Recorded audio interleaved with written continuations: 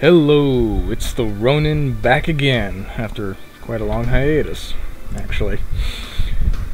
Picked up, that's weird that that's bugging out, just gonna set it there so it doesn't.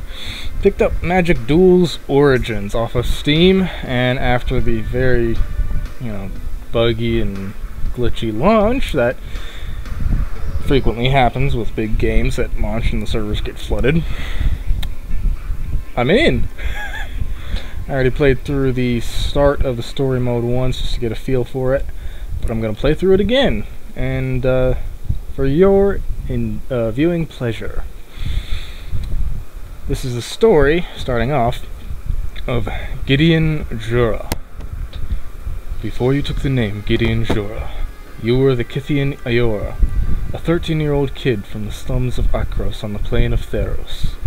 You possess a strong sense of justice, and your magic makes you resilient to physical harm. This combination leads you to speak more with actions than with words. Starting back at the beginning, Kytheon Iora. You lead a small group of street toughs, known as Kytheon's Irregulars. Together, you act as a force for justice and charity in the slums. While raiding an Akroian estate for food, you draw the attention of the city guards.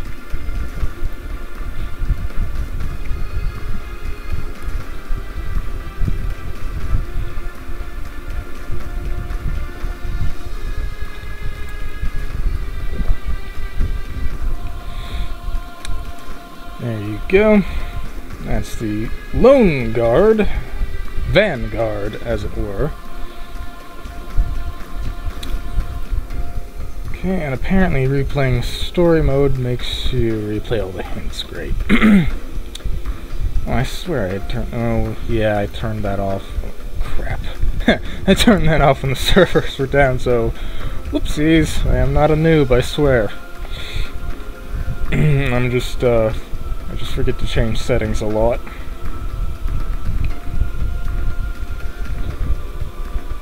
Okay. Obviously play that down.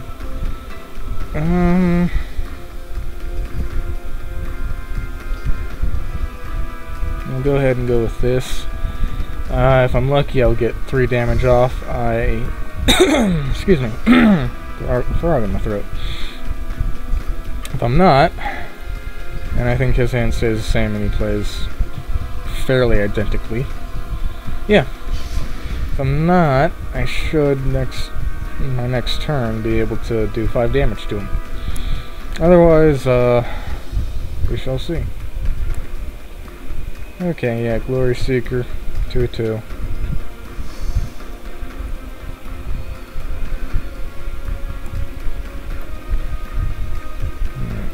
Play 2 cards this turn.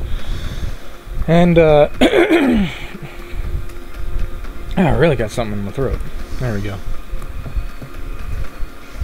Alright, attack with both. Okay. Yeah. Yep, he takes out the 3 damage. Loses his minion in the process. Normally... let's see.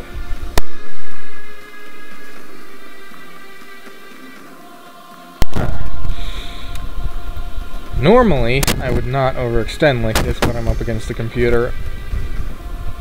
Yeah. Valiant Guard, that's just a blocker, really.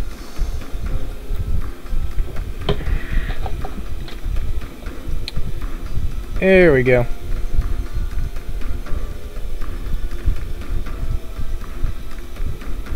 Yeah. So that flying creature is going to be very useful. Flying always is, especially against decks that don't typically have flying or reach in them. Blue-white usually has flying, green has an abundance of reach, not so much flying, and red, they can have some flying. I think red decks have the least amount of flying / reach cards out of all of them, but they compensate with just overall high damage. Some of the more powerful red decks I've seen use a lot of instants that if you have flying, it doesn't matter, because you're never going to land a single hit, because your stuff's going to blow up in a spectacular ball of fire, if you imagine it. You got to imagine it. Yeah. But the imaginary fire is quite spectacular, I assure you. Yeah, white decks, white decks tend to be more swarm-style tactics, which, it's good, and it's very powerful, but it takes some ramping up, and if you're up against a deck that ramps up faster, with heavier hitting minions, or creatures, I play so many of these games, I can't even remember what calls what. What's called what in what game? Yeah, these are creatures. Okay, it says it on the card. Yep, he takes out my 3/1. Again. I take out most of his health. And that's game next turn. Very simple introduction to this game. Does not take a whole lot to win. Yeah, this is your starting practice mode thingy, sort of. Your intro to Magic the Gathering. Whether or not you've actually had an intro to Magic the Gathering or not, I think this is kind of mandatory. Not just this fight, the actual whole first story of Gideon.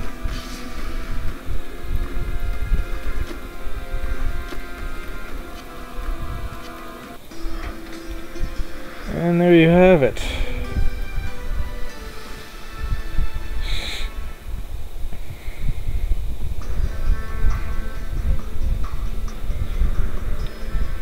You fight your way out of your hideout, but you realize continued resistance will put your friends at risk. You lay down your weapons, and the guards haul you off to the dungeons. You are sentenced to 10 years for thievery. Well, at least you got to keep his hands. In many cultures, that's what you lose if you get caught stealing. Still standing for justice, even while incarcerated, you fight against the bullying and corruption around you. Hixus, the prison's warden, begins to admire your commitment to your convictions. He starts training you in hieromancy, magic based on order and justice. Because after all, this game is called magic. Can't have that without all sorts of different types of magic with fancy names.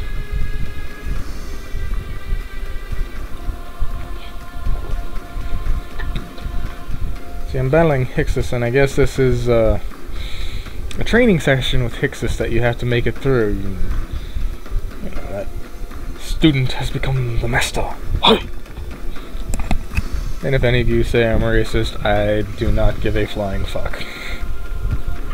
I don't try to be, and I'm not honestly racist, it's just people are way too sensitive.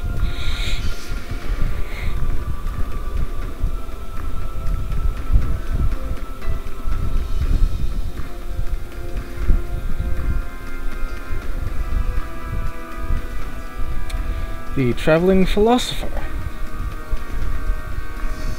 How does one become a traveling philosopher?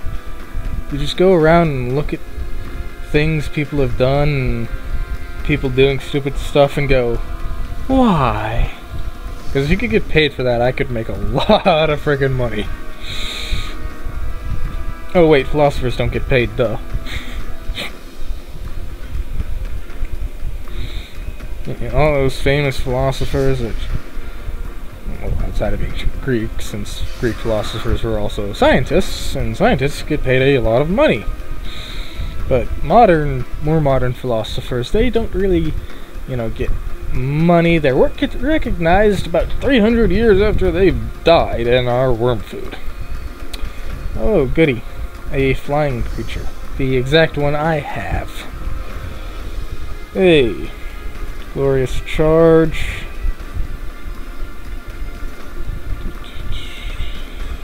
point playing that yet, but I can see a point in playing it. And I'm going to hold on to my flying creature.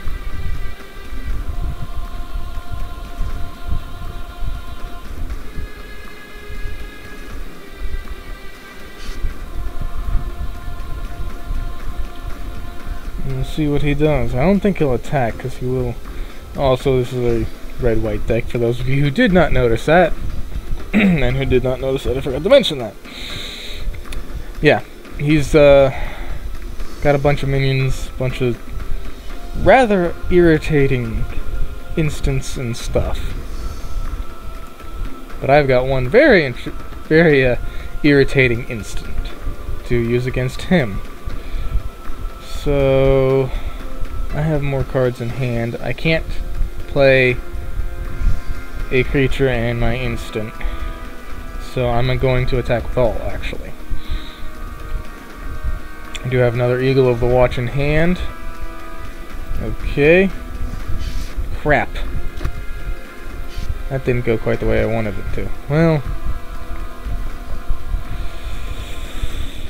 I can do it this way then.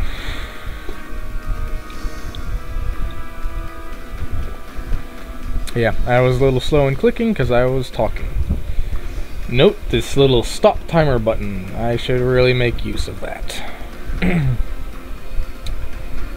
Like, really need to make use of that. And that chews up 2, that chews up 2. Okay, I can play this. Continue. And attack with all. No point in using that because the blocks, it'll still die. They'll both will, regardless if I use it or not. I am going to keep hold of it in hand because I think he has some spells that do 1 damage. He also has ones that do 3 damage. I would not have gotten rid of that. I would have gotten rid of the flying one, actually. More useful to be rid of that. Here we go, here we go. Summon the Great Heart.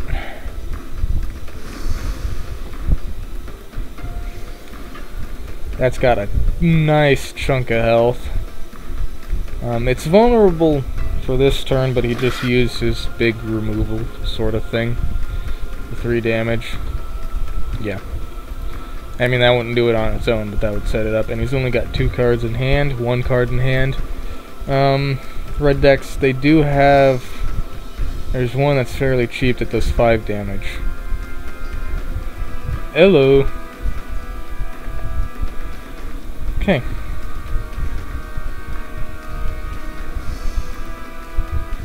And that's my finishing combo. 3 minions on field. Double glorious charge. Yep, he blocks Great Heart, sacrifices the minion.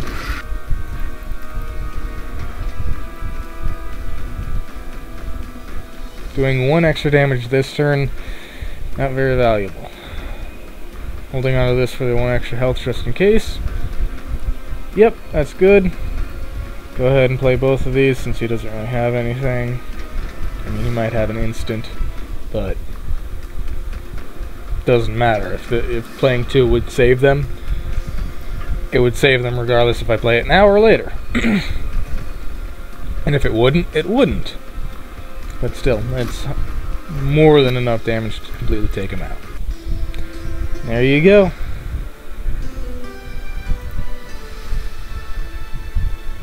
And normally you get like some gold here, but like I said, I've already played through this once, and the recording of that actually didn't work out. 4 years under the guidance of Hixus has shaped you into a powerful combat mage. Hixus believes your natural talent for wielding magic belies something special about you. He suspects that, like his own mentor, you may be a planeswalker.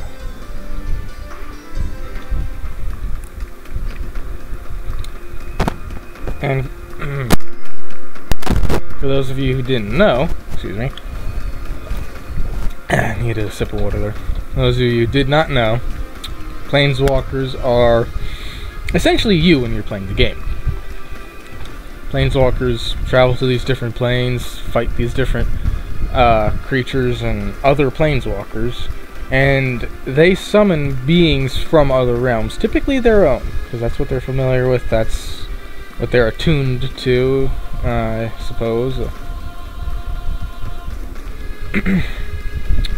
Akros has fallen under attack as harpies mercilessly swarm the city's walls. Every able body is needed. You and the other prisoners are released, the city's last hope to beat back the monsters. Yes, because in a time of crisis, open up all the jails. That's sure to not result in looting.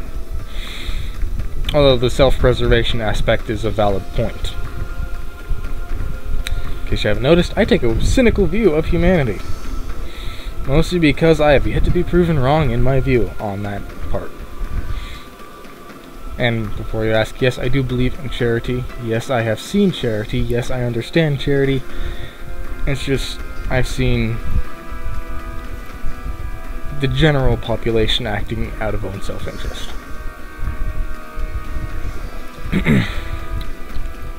That, and more and more often on the boob tube, you see the perfect examples of mob mentality, in which, to explain that, mob mentality is the act of a large group of people following the guidance of the lowest common denominator.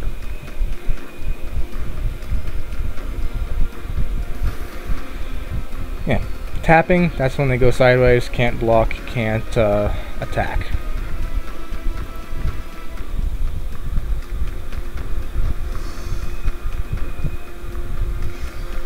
Yeah, whenever another creature dies, tap it. Yeah. Granted, it's going to be killed by blocking my 3/1.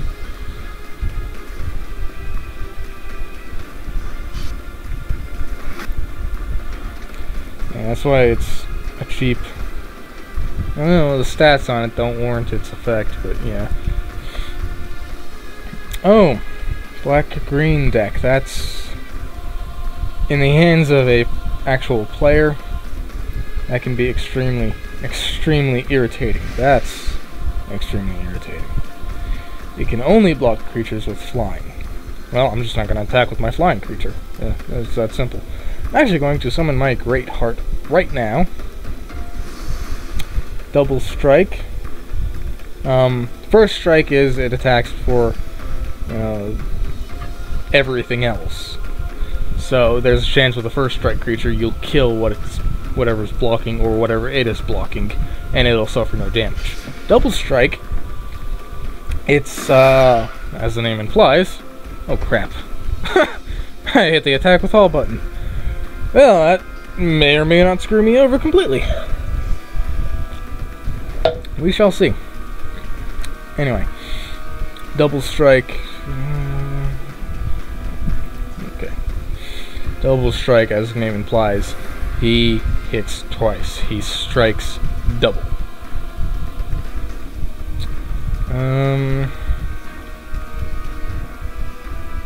I'm going to wipe his board. Using one card and attacking with everything.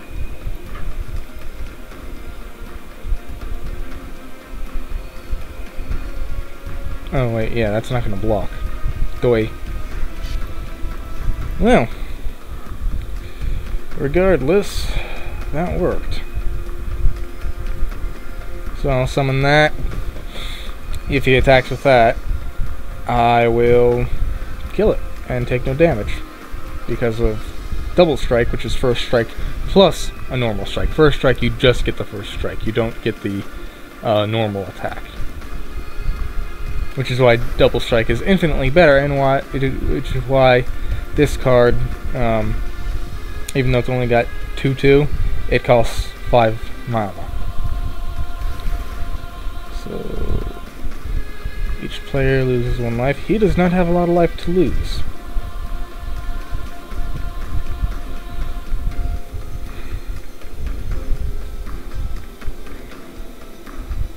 I don't think I could end the game this turn. but I can get rid of a bunch of creatures.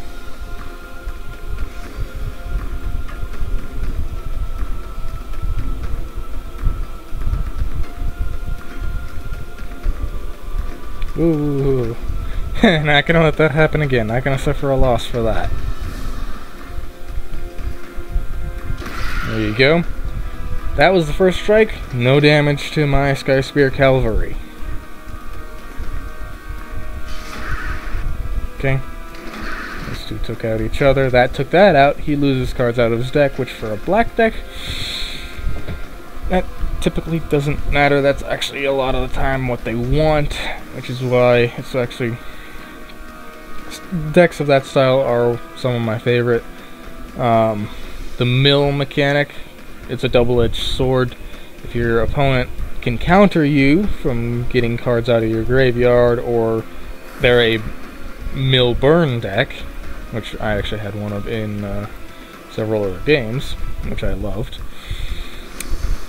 it can screw you over. Or it can screw them over for doing it against a self-milling Graveyard Resurrection deck. And again, I've had that experience.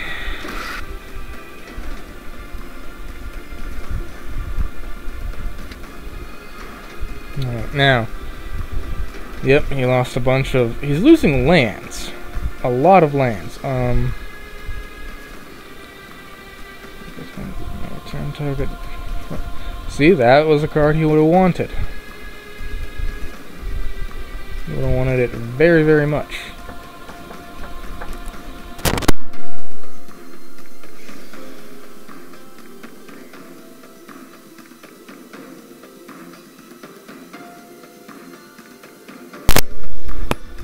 Alright, yeah. Just going to attack with all, sorry about the pause. Yeah. That's almost game. I'm 1 damage off. That's... no, I'm not. Double strike, doi! Yeah, that's game.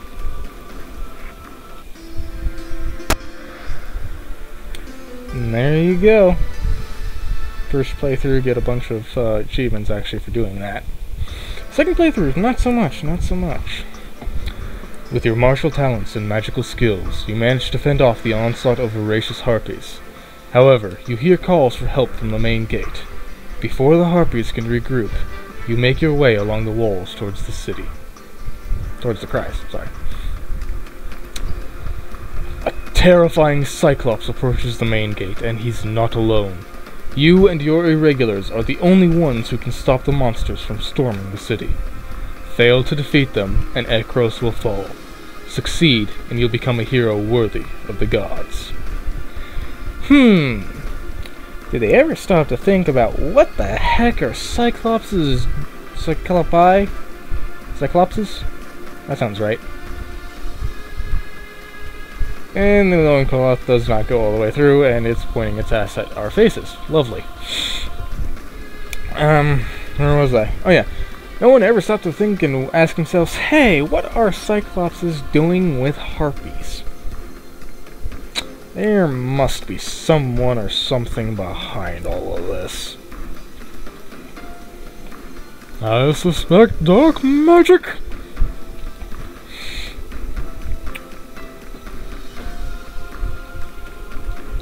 Either that or someone paying them with better loincloths. Cyclopses would do it to get the better loincloths, and the harpies would do it to not have to see the results of the old ratty loincloths.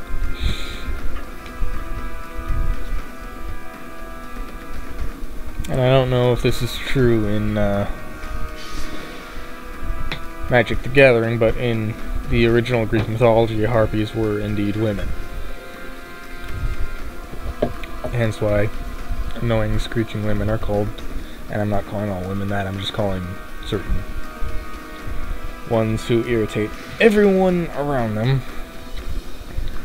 Let's see, what's this? Vigilance, yes. Okay.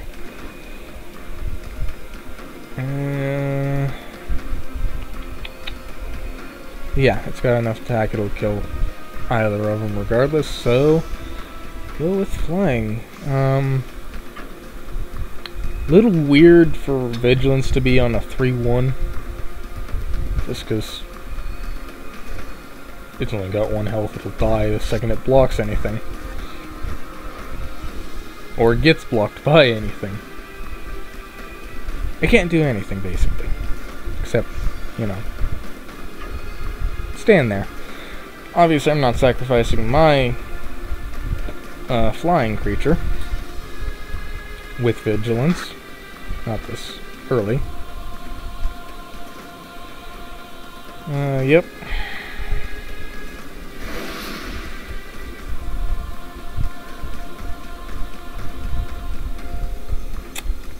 That is a very good card to play right now. Especially with this in combo. Because what I can do is have him block and lose both his creatures.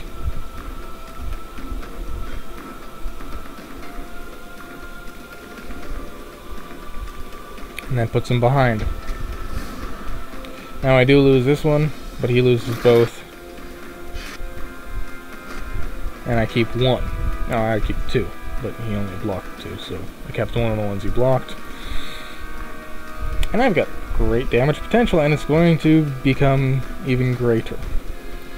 Cyclops of One-Eyed Pass, okay. Not a problem. Can handle that quite easily enough. Yeah.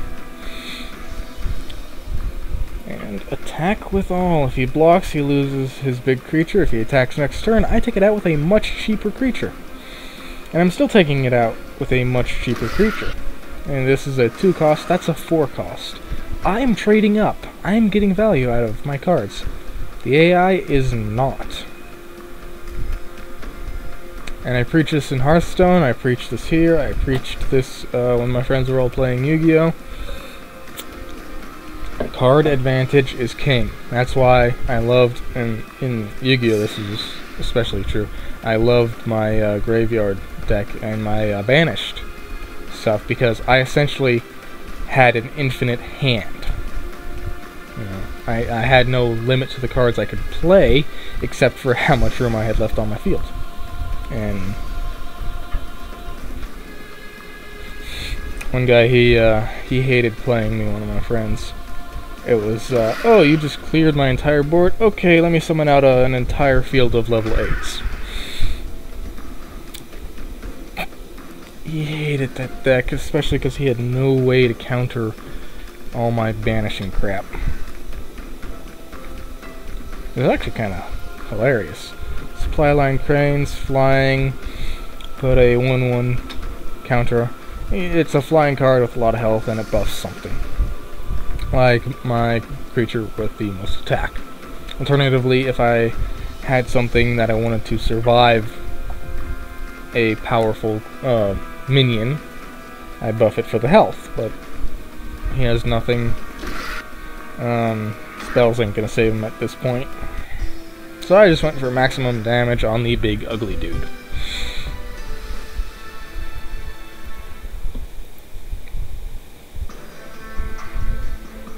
Victory! Okay, I think this is frozen. Great. Well, that was irritating. We're missing a tiny bit of the story here. My game cut out. Completely crashed, had to relaunch it. But through the magic of editing, it's all one recording. Yeah. At the end of the story with the Cyclops, what happens is what was the Titan's name? Damn it. I should have looked that up. Not Titan. God of Justice and Order comes down, descends, basically makes Heliod, that's it. Champion of Heliod. Makes Kytheon the champion of Heliod. Sends him to fight some Titan who worships the god of evil and death and darkness and decay. The ground rots. The ground shudders, and the putrid smell of rot fills your nostrils. The shadow of Erebos' Titan falls across you and your irregulars. You raise your spear, and it radiates the light of the sun. The Titan bellows ferociously, but you charge forward anyway. Charge of the Light Brigade. If you don't know that poem, you are uneducated and you must look it up because it's actually a very good poem. I'm not going to recite it now because I can't recall stuff from high school and entertain very well. Banisher Priest. Very, very, very good card. 3 cost. I use it to get rid of the 5+ cost cards for cheap. I mean, it's fairly cheap for what it is. If it gets removed, they get the card back, but they get it back with Summoning Sickness, so unless it started with haste, you disrupt their flow, and disrupting the flows, at the very worst, this buys you time. At the very best, it shuts them down. I mean, you don't attack with it, you don't block with it unless you absolutely have to. Brain Maggot. Yeah, that's disgusting. Oh, and yeah, he's gonna banish my Banisher Priest. What'd I tell you? And I have no direct damage to get rid of that. This is the only thing I can play, but it's a good thing to play, because now he couldn't get rid of them, and they're going to do a nice chunk of damage. If he blocks, I get my Banisher Priest back. He still takes a nice chunk of damage. If he doesn't, he takes a nicer chunk of damage. This is what makes white decks so powerful. Literally, this card.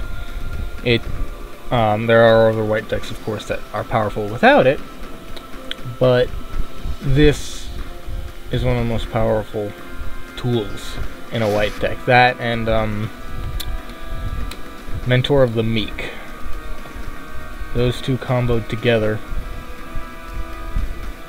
Oh, well, he killed my card. But those two comboed together in a swarm-style deck gives you phenomenal card draw and just buffs up your creatures to ridiculous levels, quite frankly. And if I draw into another land next turn, I can play either of these. They're both flying, they're both good. Yeah. And depending on what he plays, if he plays anything at all after this, I might go into Supply Line Cranes, but if he just gets rid of this right now, like I think he's going to, or not. Whenever another Grim Guardian or another enchantment enters the battlefield under your control, each opponent loses 1 life. Okay. Big freaking whoop, and I did not get another land like I needed. Unfortunate. Not much point in me attacking, but I'm gonna do it anyway.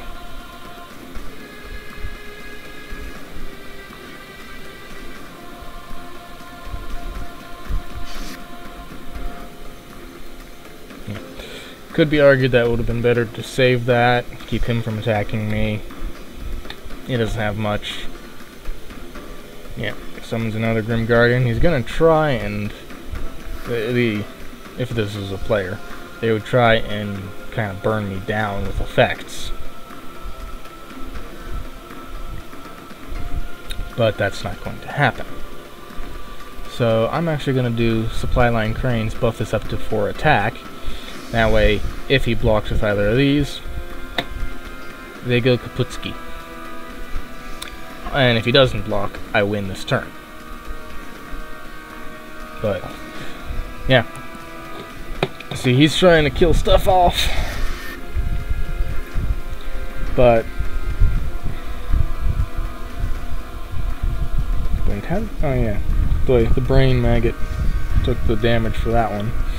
I got rid of 2 cards of his. Got 1 back. Doomwake Giant. Okay, so I take damage. And I'm getting rid of that Doomwake Giant. Because I have Banisher Priest back. This has been a real person, that would have been the moment. Assuming, of course, Homer Simpson even plays this game.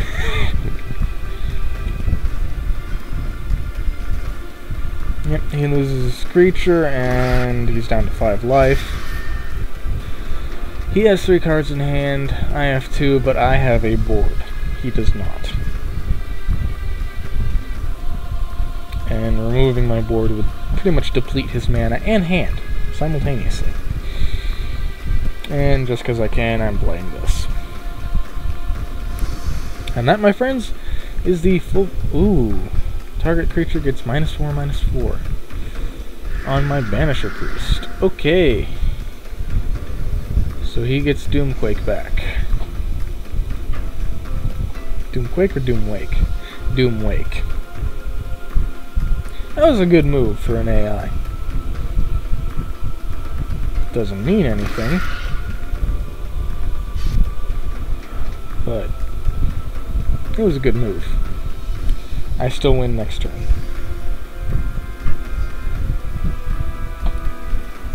Nope.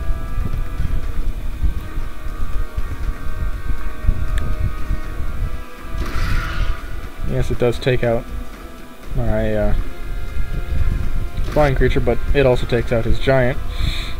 And I still have the 3 damage I need to win. And hey, look at that, I just replaced the card I lost. With the exact same card. With the exact same power and effect. Not that it matters, because, like I said, 3 damage to his 3 health. I win.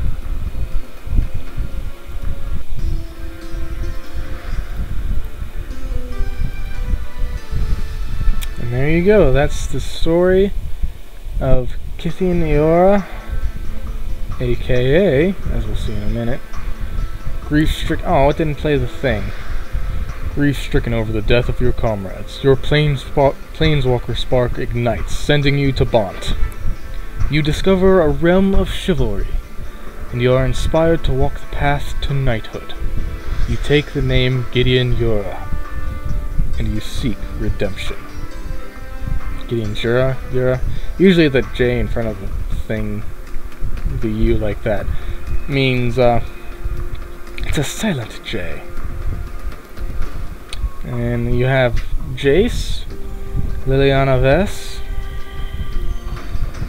Chandra Nalar. A lot of people, this was some of the Planeswalker games on here. That was one of the first Planeswalkers you encountered. And Misa Ravane. Ravane? And there you go. Final challenge. This is new. I do not recall this.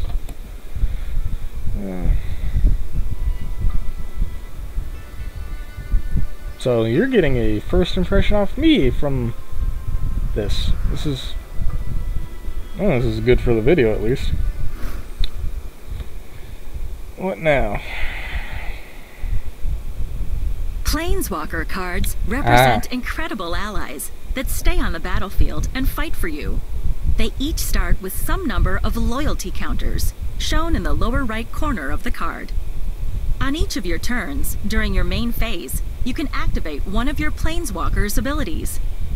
These abilities will add to, or subtract from, your Planeswalker's loyalty. Zoom in on a Planeswalker. You can attack an opposing Planeswalker with your creatures, instead of attacking your opponent. Also, your spells and abilities can deal damage to opposing Planeswalkers, instead of dealing damage to your... Yes. 2 Planeswalkers have joined the fight. The Pyromancer Chandra on your side, and the Animist Nissa across the battlefield. Nissa will soon activate...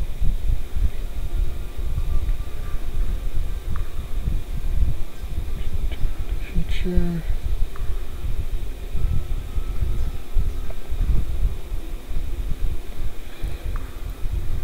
Yes. That's obviously Planeswalkers, the little explanation there. Let's take a look. Whenever you cast a red spell, untap Chandra, Fire of Kaladesh. And the reason why Chandra Fire of Kaladesh is below that is this is what you have to do to get the Planeswalker right here. If Chandra has dealt 3 or more damage this turn, exile her, then return her to the battlefield transformed under her owner's control. And this is what you get when it's transformed.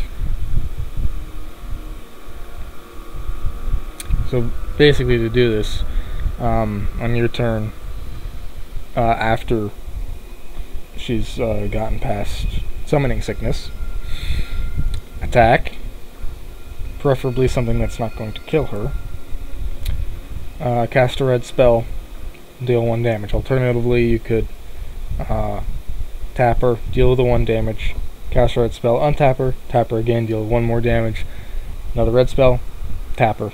And that would be the more mana heavy way to do it, and you'd lose cards for it.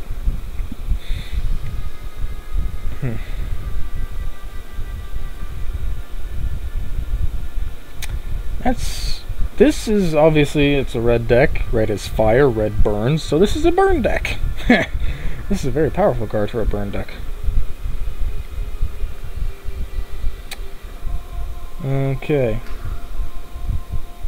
So that does that. What was her ultimate ability? You become 6/6 elemental, so untap, and there's still lands.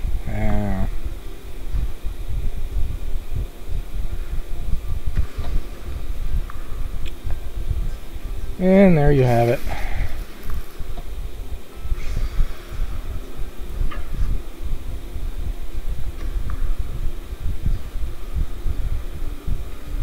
Yeah, had to use everything, everything I had to get rid of Great job. the enemy Planeswalker, but it was free gold. And how much do I need for a booster? Oh, I can get 2 boosters. I'm going to get 2 boosters. Actually, I think I could get another one. I'm going to open these one at a time, and this will, when I'm done, this will be the end of the video. Eyeblight Assassin, black deck, or an elf style deck, which would be a green-black, I think. Target creature an opponent controls get -1/-1 until the end of the turn. If it's got 1 health, that gets rid of it. Otherwise, it just weakens it, makes things trade better in your favor. A Crowan Sergeant. Oh, hey, didn't we just beat the pants off those guys? Yes, that's why they're wearing those skirts, so we beat the pants off of them. First Strike and Renown. Yeah, Renown just kind of self-buffs. Nanwa Empath. When it enters the battlefield, scry 2, that means you take the top 2 cards of your deck and look at them. Then you can put them, after you look at them, you put them back in any order. Then, once you're done with scrying and you put it back, you reveal the top card of your library. If it's a creature card, put it into your hand.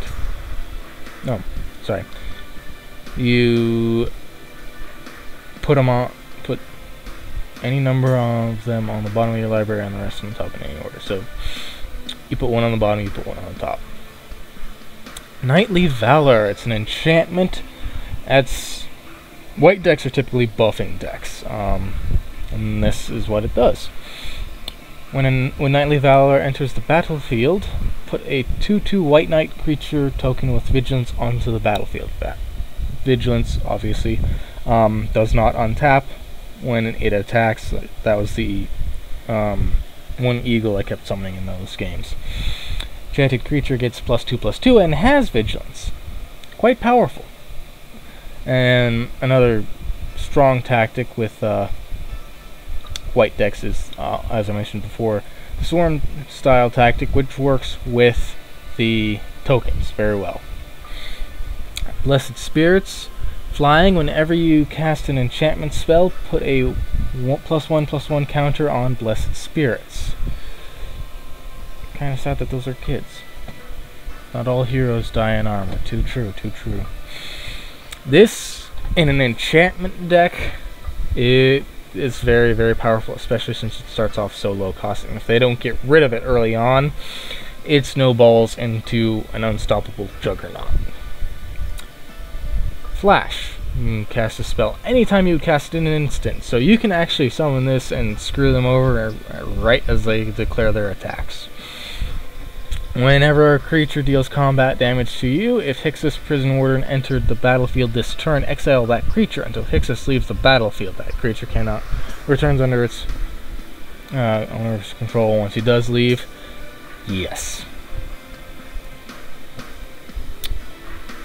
So you summon this right as he's unloading a bunch of low costers onto you that aren't going to do enough damage to kill you, and that's board clear. Next booster. I actually still have enough for one more pack. A Crowan Jailer. When you tap him, he taps target creature. He ensures escape attempts, or just that, attempts. One cost, only 1 health and 1 attack, but his effect is very good. It's great for locking down heavy hitters with high cost. Claustrophobia. Those are... He's stuck under the floor. Oh, that would be frightening, kind of. 6 feet of earth. Oh, he's not stuck under the floor. He's buried in a coffin. That's even worse. Those aren't floorboards. Those are coffin boards. When Claustrophobia enters the battlefield, tap Enchanted Creature. Enchanted Creature doesn't untap during its controller's untap step. That means whatever creature you hit with this is basically useless until they can get rid of your enchantment. And not a lot of decks can do that, which makes blue decks very annoying. Unholy Hunger, destroy target creature.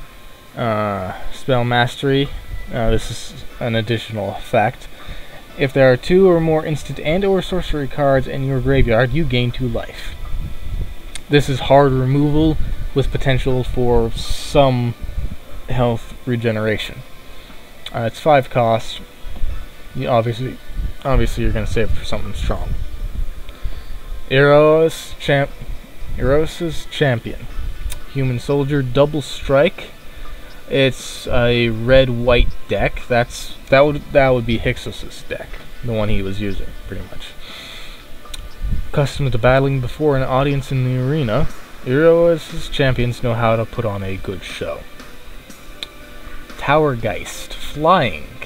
Like I said, blue and white decks have the most flying, followed by red and black.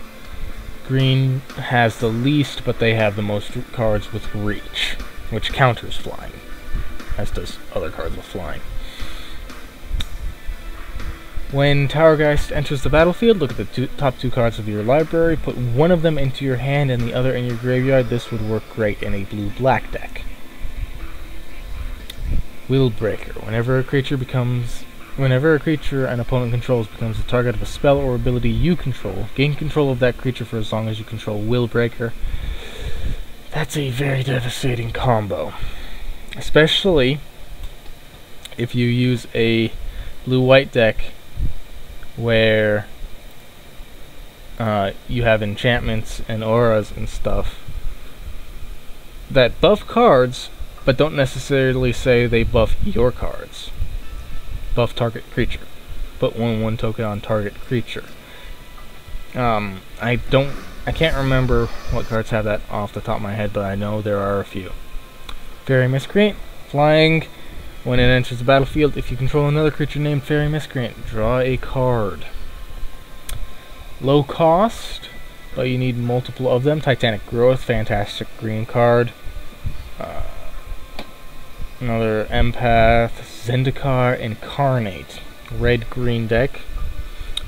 Zendikar Incarnate's power is equal to the number of lands you control. The people angered Zendikar, and they faced the land's wrath. That is why Nissa is the last of the animists. Yeah, it's got 4 health, and star means this is its power. In a green deck, by the time you get to this, Yeah, I mean, just summoning him, he's got 4 power. But, yeah, in a green deck, you draw into him, say on turn 6 or 7, you've probably already got 6 or 7 lands out. I mean, well, no, that's... Draw into him on turn 4, you've got 6 or 7 lands out in a ramp-up green deck. Very, very painful for your opponent. Shadows of the Past. Whenever a creature dies, scry 1. I already went over scry. For 4 or 5 mana, one of those mana having to be a swamp. Each opponent loses 2 life and you gain 2 life. Activate this ability only if there are 4 or more creature cards in your deck. You're playing a black deck, there's going to be 4 or more. If there isn't, you've kind of got screwed. And it made me go to my card collection. I did not actually want that. Well, this is the Ronin, signing off.